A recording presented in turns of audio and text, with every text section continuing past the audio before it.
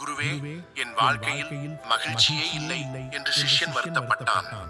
குரு அவனை ஒரு தோட்டத்திற்கு அழைத்துச் சென்றார். அங்கே வண்ண பட்டாம்பூச்சிகள் பறந்தன. இதோ இவற்றில் ஒன்றை பிடித்துக் கொண்டு வா என சிஷ்யனிடம் குரு சொன்னார். பட்டாம்பூச்சிகளை துரத்தி கொண்டு ஓடினான். ஆனால் ஒன்றை கூட பிடிக்க முடியவில்லை. பரவாயில்லை, வா, நாம் இந்த தோட்டத்தின் அழகை ரசிக்கலாம் என்றார் குரு. இருவரும் அமைதியாக நின்று தோட்டத்தின் அழகை கண்கள் விரிய கண்டு களித்துக் கொண்டிருந்தனர். சிறிது நேரத்தில் பட்டாம்பூச்சிகள் பல அவர்களை சுற்றி பறக்கத் தொடங்கின. மேலும் இரு பட்டாம்பூச்சிகள் அவன் கைகளிலேயே வந்தமர்ந்தன.